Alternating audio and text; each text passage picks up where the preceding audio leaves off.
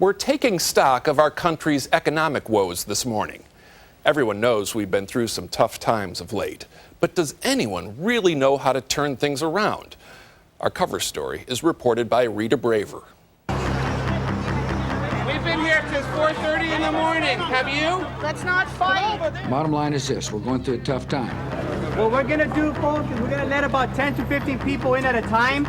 As soon as Your deposit is insured by the federal government up to $100,000. Oh, Lord. It was a week of nerve-wracking economic news. How do you know they're going to fail? While the nation's two federally chartered mortgage giants turned up in need of a government rescue strategy. Our plan is aimed at supporting the stability of financial markets, not just these two enterprises. Stocks rallied, but only after weeks of losses. There was a new round of layoffs by General Motors.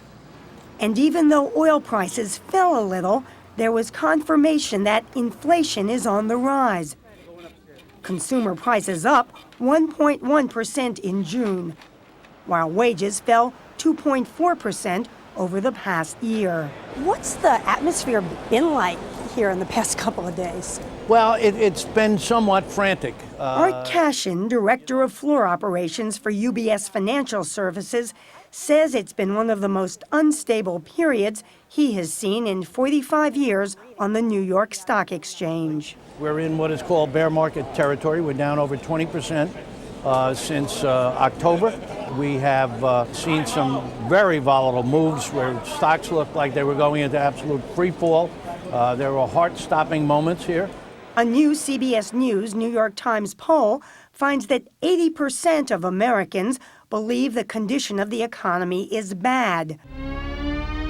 The fallout continues from that once booming housing market that we've all seen go bust. That's the overwhelming cause of this recession. And that's because we built up an enormous bubble in home prices from 1996 to 2006. And it was over $8 trillion of bubble wealth created.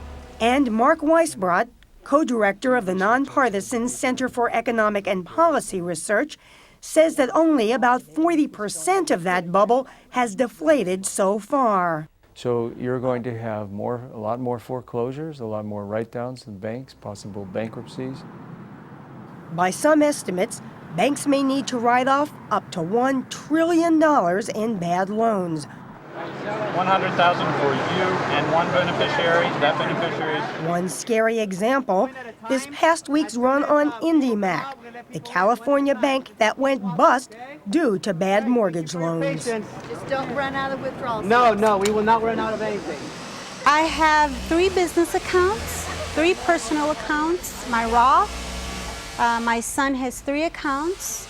Marie Bonilla is one of those who still hasn't been able to get her money out of the bank, and she is angry. At the feds, at the greedy lenders, at the lying borrowers. She says she's had to cut hours for the employees of her small company that makes down and feather products. I hope the right decisions are made so everyone is happy, and a situation like this doesn't happen where 26 employees are relying on a check. And because her name is on his account, her son Anthony, a Marine who has served in Iraq, can't withdraw the $6,000 he's been saving for a motorcycle. I can't get the money out, I can't even touch it, and now my dreams are just fall apart. Anthony and his mother still hope to get all their funds back. And no one is predicting the kind of bank failure fever that swept the country in the Great Depression. But the turmoil of the week had President Bush trying to reassure Americans that the country is on solid economic ground. We can have confidence in the long-term foundation of our economy, and I believe we will come through this challenge stronger than ever before. Not everyone was buying it. Who needs the formal trust? The formal trust. In fact, the economy is still showing small signs of growth. But Mark Weisbrot says that with inflation up and wages down, that's little comfort. It's kind of like the guy who jumps out the window of a 60-story building and he passes the 30th floor and he says everything's okay so far. Everything is not okay in Ravenna, Ohio. Our home ownership counselors and our foreclosure specialists go through day in and day out of hearing just terrible stories, people losing their houses, their dreams shattered. Dave Vaughn of the nonprofit Neighborhood Development Services says that it's not just foreclosures. Businesses are closing, workers being laid off.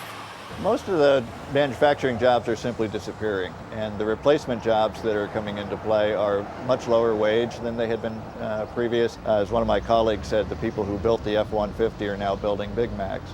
Mom, can you help me? Last month, 37-year-old Marianne Page, single mother of two, lost her job as a production scheduler for a manufacturing company due to downsizing. It was hard. It was hard. The kids didn't really understand, maybe a little bit, but they're young, so it was difficult. Now she scrimps on gas and groceries and still can't find work. It just seems like everybody's swarming for the same jobs, and it's just one job and 100 people trying to go for the same thing. It's just not a good thing. And the worst may be still to come. We're going to have a lot more inflation. Unemployment's going to keep getting worse. Interest rates are going to go a lot higher. That's going to make things worse. Peter Schiff, president of Euro-Pacific Capital, specializes in foreign investment. When he first started predicting the bursting U.S. mortgage bubble, failure of financial firms, and a steep rise in oil prices, he became known as Dr. Doom. People just dismissed, they almost laughed it off like it couldn't happen. He says that Washington and Wall Street have gotten it wrong for years. Our economy has been built on consumer credit, on borrowing and spending money. The real foundation of an economy needs to be on savings, on underconsumption, and on production. We've got it backward. Now he forecasts that there will be a slowdown in consumption because given the current economy, more of us will be unable to pay our credit card bills.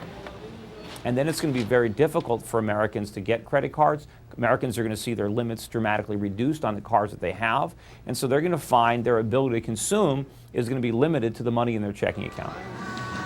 Though Schiff says lower consumption, especially of goods bought on credit, would benefit the country, the view from Wall Street is different.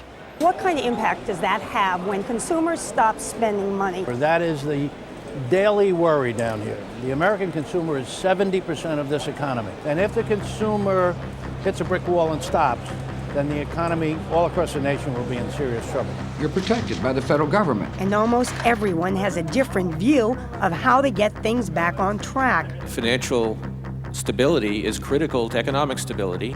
Some are calling for tighter regulations on financial institutions. Financial institutions have to do a better job at managing risk. Others say there are too many rules already. We're going to have to deregulate. The government's going to have to get a lot smaller. Some economists and politicians want to let the market right itself. Others are calling for a government spending program to stimulate the economy. Do you think at this point anybody really has an answer for fixing the economy, or is it all just a little bit of guesswork and maybe it'll take some luck? It is probably much more the latter. I'm afraid that it's Thanksgiving, they're all in the kitchen, and there are no measuring cups. So it's a little of this and a little of that, and they're kind of making it up as it goes along.